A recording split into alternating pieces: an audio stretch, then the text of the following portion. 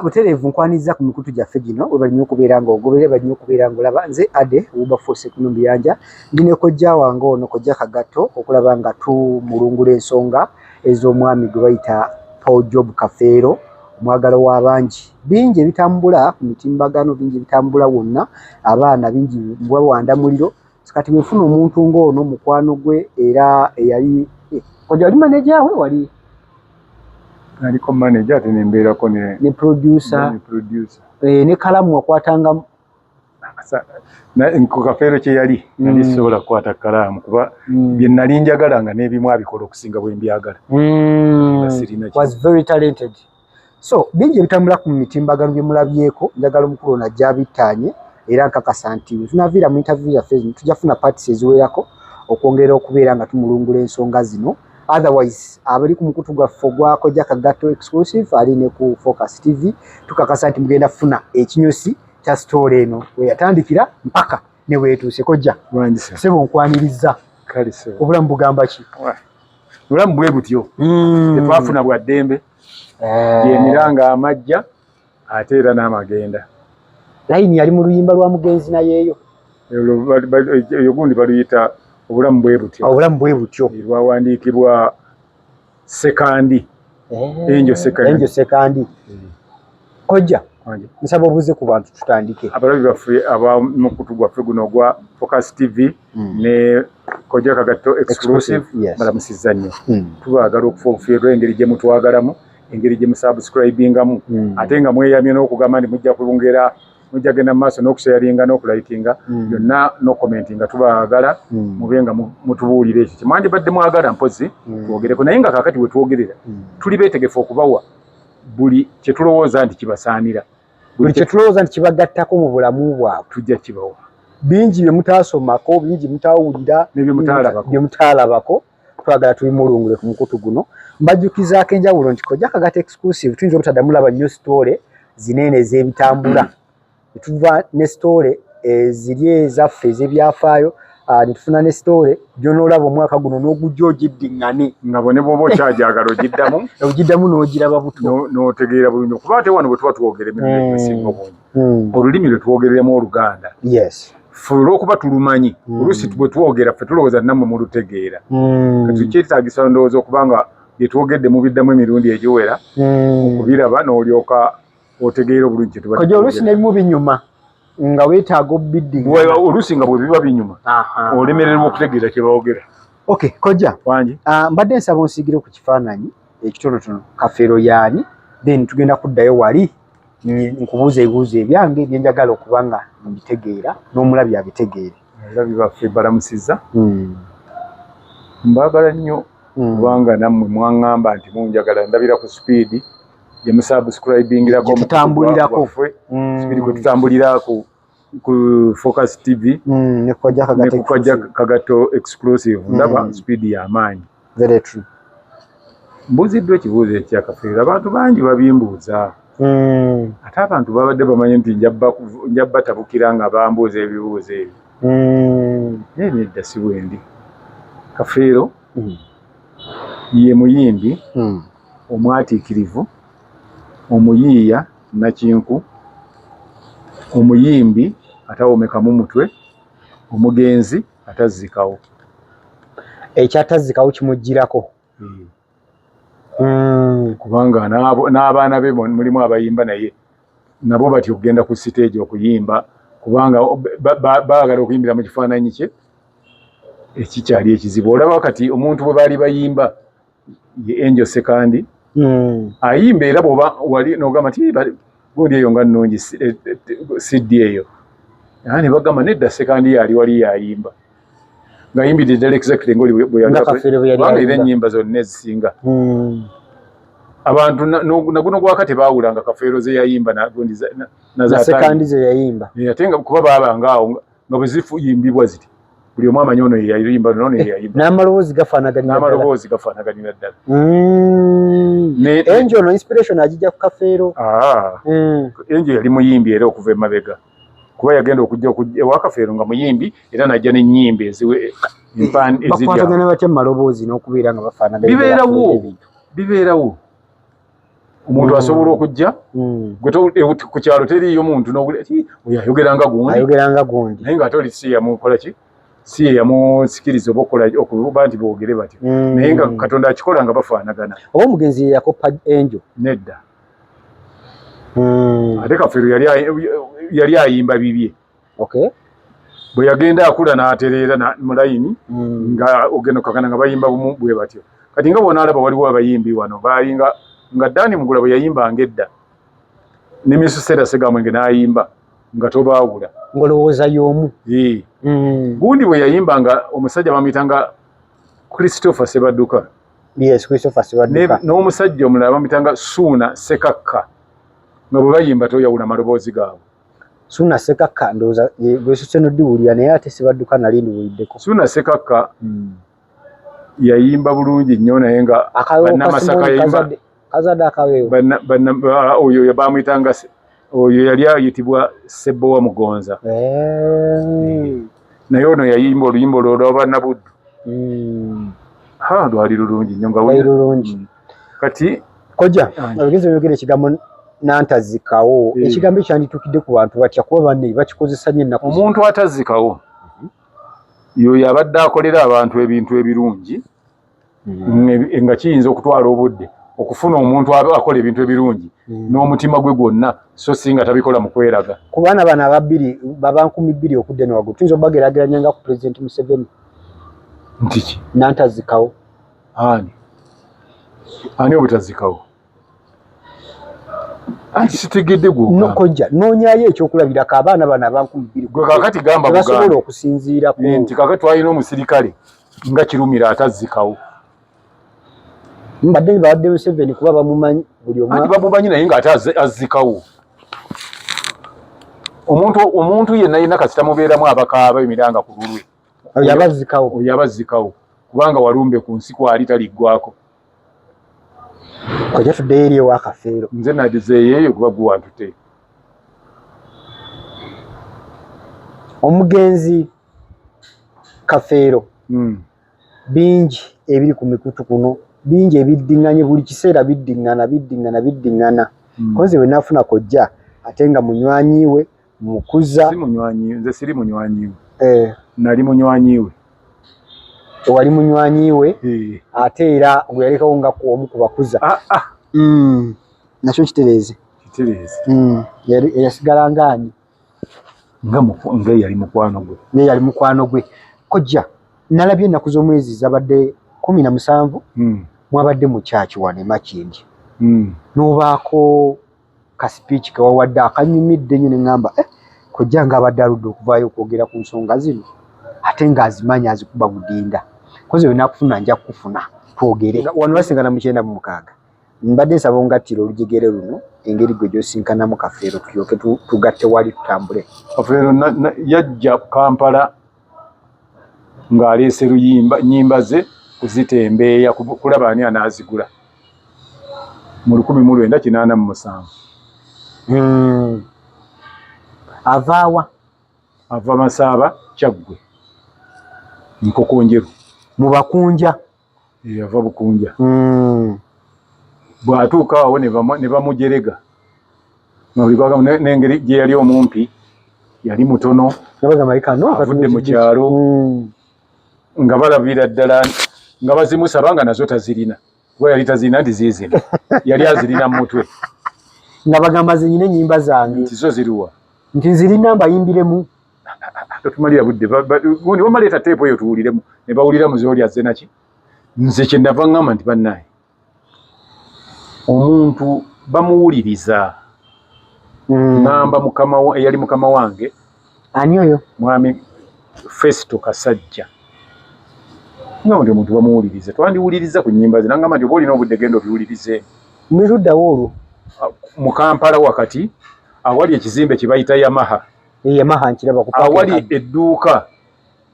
lyaffe by then lyali ploti number 34 awo wennyini ku Yamaha nga akazimbe kakyali ka mabaati waliwo akazimbe ekyo nnyini dduuka yali ayitibwa Captain Ogole yali w'amagye nga nnyini lyo ogwe tupangisaako nga mmanju w'edduuka eryo eriyo studio ne office ya mukama wange era nga studio gye natwala Kafeero ne mpulira mu nnyimba ze ne mugamba nti anti omanyi okuba gita nti yiyo gisune omanyi okuyimba microphone ne ngimuteerawo ne mubuuza yagala kunnyimbiriramu wano oba nteeka kuteeka ku microphone ne muteeka ku microphone ne gita ne muteerako n'akuba ne wano bwe yali atandika ebidongo ng'atandika bw'ati ne ngamba obona agenda kunnyimbira Gasiya Kyono koja ng'ennyimba ziri mu mutwe talina we yawandiika wonna yali tazirinamu nti nga ziri mu mutwe kuba yali yaziyiiya ng'ate azimanyi bulungi nnyo kubanga ku kyalo abadde nga azirengejja kiringa osanga omwana ng'ali ku kyalo okwo ayimbamu ennyimba ze kakati okujja awo twali tumaze okutunda ennyimba za gye bayita essaawa y'omunaana ng'emaze okutunda essaawa y'omunaana lwani Kasozi Livingstone nga tumaze okutunda gundi etambudde nnyo gundi Naggayi ya Mukaabya nga tumaze okutunda abeevumaganya emirimu nga zonna ziri ku katale zitambula obutambula ekyambe kya Mukamwana nga lutambudde nga waliwo baligidde agawalagana mu Nkoola nga yatunda nnyo agawalagana mu Nkoola gano basanga nabiwulira olwo mbimanyi kakati nga ennyimba zitambudde olwo waliwo n'omusajja bamuyita Mukasa Gerard ng'aleese ennyimba zaali z'amaloboozi nga bwewulira abaana beebuddo bwe bayimba babayitanga bakisamba singers nga yimbye yali ayimbye ekirooto ky'eggulu Gerard Mukasa kisamba singers oli musajja bannange oli musajja alowooza ebintu byombuuza ebya 2020 wano juzi nga sisobola anti obwongo kye kikulu si ggwe muntu naye obwongo bw'olina bagamba toli mwavu naye kojaleka kisusa si nze nkisusa Katonda gw'oba ogamba nti yakisusa nnyo okumpa obwongo obukwata ne bujjukira byonna kati era gwe musajja gwe nsoose okulaba anenya Katonda bukyansi ebeerawo oveeyo eyo kuba tuyinza ota okugenda ewala Kafeero bwankubiramu mu nnyimba yaliba yakayimbako namubuuza olina ennyimba mmeka nangamba nina ennyimba nga 20 ne mugamba yimba tulabe ze naatwalako yali yakayimbako ennyimba 2 ne musitopinga nga kataafe ng'alowooza nti omugobye byayimbye Gasiya bulogamba nti nkubuulire nti ennyimba zo nnungi nnyo yayimba oluyimba muvubuka munnange nanyimbira n'oluyimba baluyita Victor ne mugamba komaawo nga yaziwa amannya oba nga ayinza kukola luyimba nga tolina linnya lyalwo oba oyimba ki ne mugamba komaawo nangamba ndi lwaki munnange mugamba sooka komaawo n'avaayo nakamwayimbira mu kabox nga yenyamidagamba omusajja ngobye ate engeri gye nali owamalala ebiseera ebyo nga nazo zinjitaba olaba ogayina mu bukulu eno n'olumwa nnyo kakati munnange nga mugamba nti ennyimba zo nnungi ngenda kufuna azigula era abaami bali ababadde bakugobye mwenjagala okufuna munagabo tebajja baaganye ngamba kati nze ngenda okubabuulira kiki kyenfunye ne ngenda ne mbuulira mwami Kasajja nangamba nti gundi alugulu oyo bosi ngamba naye ogwo mukisa tuguwani Gonza agule yali nannyini Makula Gita Singers Gonza era yali yatandika bandi bagitanga Kampala Blue Stars ngeri ekubira Nairobi be bayimba Silivia zaani ezo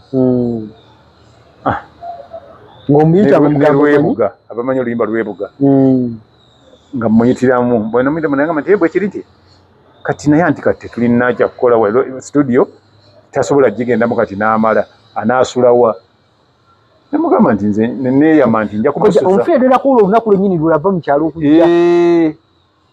ati baba bamugamba addeyo mu kyalo nze ne mugamba ono nti nja kumususa kamusuze kuba ye nali mbuuza nti kati nakola nti nyinza okuddayo ekyaggwe n'enkomawo enjala ne mugamba nti olwo ali myaka ng'emeka 17 yaba akyali muto yali 17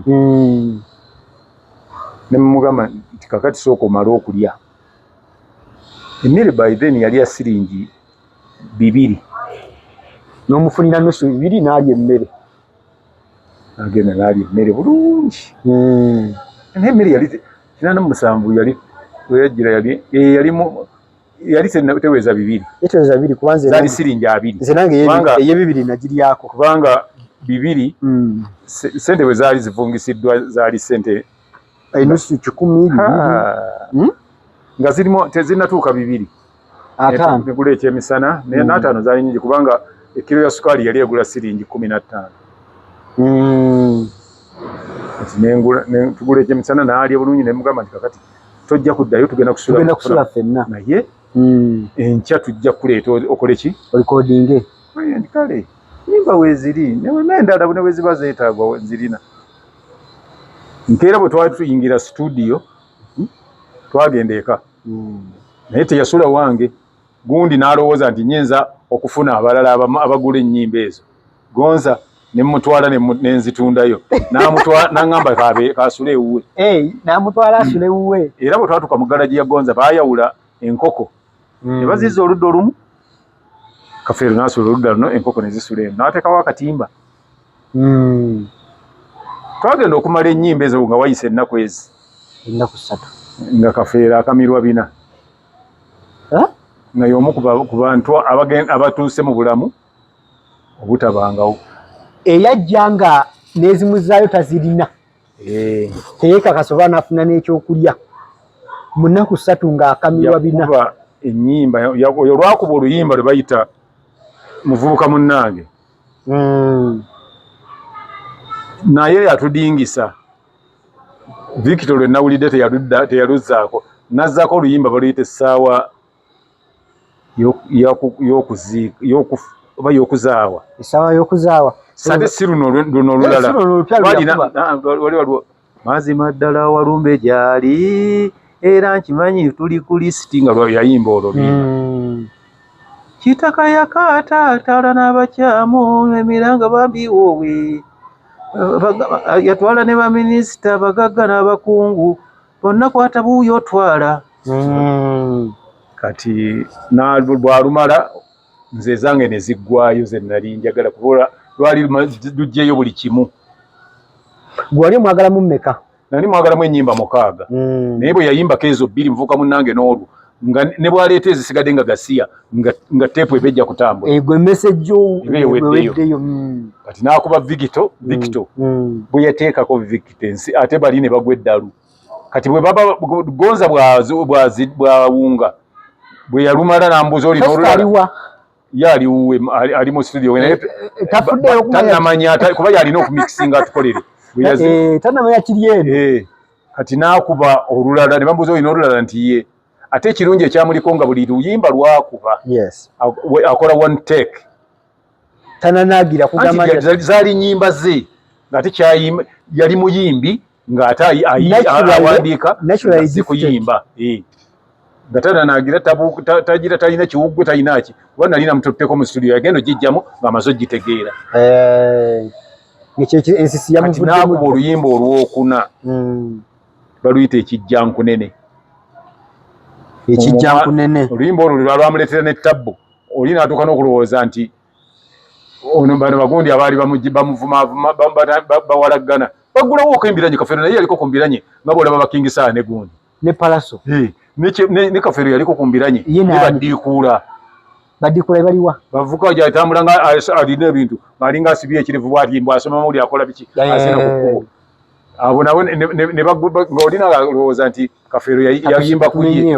oli n'amugamba nti nze bwe nali nnyimba saayimba kugwa n'okumanya sikumanyi era olwo luli message eyo eri mu nnyimba ziringa 4 ng'anyumya ku mboozi eyo kati munnange n'akuba oluyimba ate olwatumalako pulaani baluyita enkoko njeru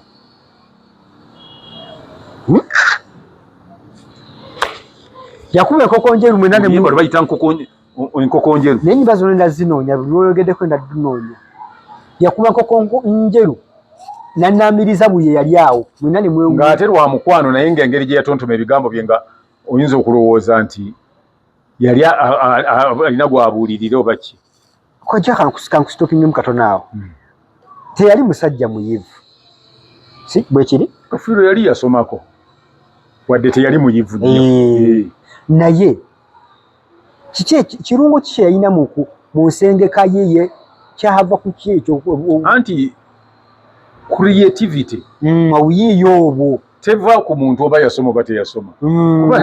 n'abayiiyaka zino simu naki tebalina gye baasoma naye kintu abantu ne bakyagala obanga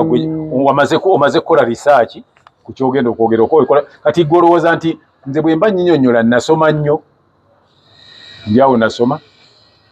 nze nkunyonnyola okusinziira ku kintu bumanyi bwe bakyagala ne nkunyonnyola kusinziira ku bye nnalaba kuba research seogera kye simanyi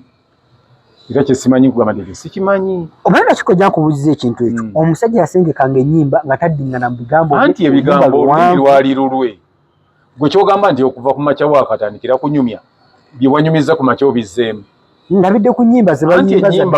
anti abo baba bazze kunoonyaamu ssente si kuyimba ababa bazze okuyimba kuba olwaleero ne walukagga ye yajja okuyimba era bw'ayimba walukagga bw'ayimba era akyayimba oluyimba lwa ddakiika 8-9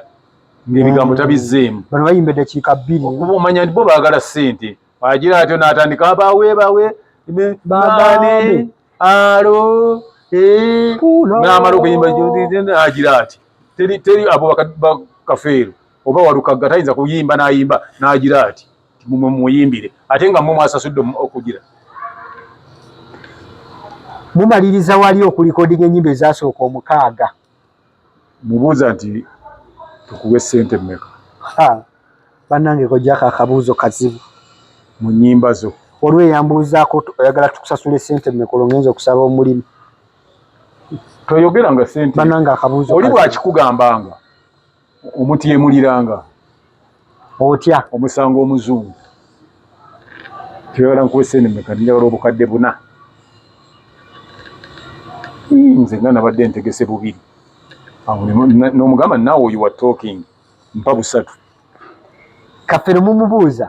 oyagala ssente mmeka yanti ne bwe nagamba abo banjereza edda tebajja kunzimpa ne mugamba gwe ŋŋamba gweyogera wampa emitwalo nga 5 nze siina buzibu ag'ebiseera ebyo 97 gaali mangi naye manya nti twali twakagula ennyimba z'abasudde emitwalo 25 ne mugamba nti ssente zo zoyogedde entuufu naye kandaba oba banaazikuwa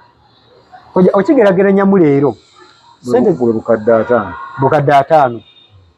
kati ng'oli obwogero olina okubeera nga naawe nga kyoleese kirungi kuba bwe yazoogera nze nalaba nga ate eŋŋamba nga waalayisi ono era mwazze layisi singa yali muyimbi mukadde yali alina tugamba obukadde nga 2.5 by then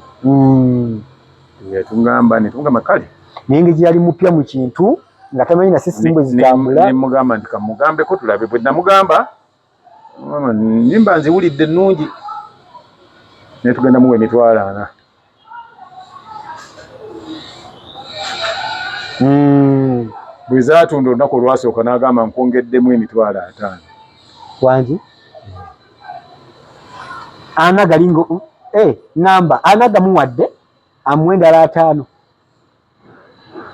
gye mitwalo 9 yamwongeramu nga kuba olwasooka omanyi bwe twabanga tufulumyanga olina teepu zomanya tukube teepu bwe ziti nga buli bokisi erimu teepu 2 ne twagamba nti katusooke tukubeyo teepu 1000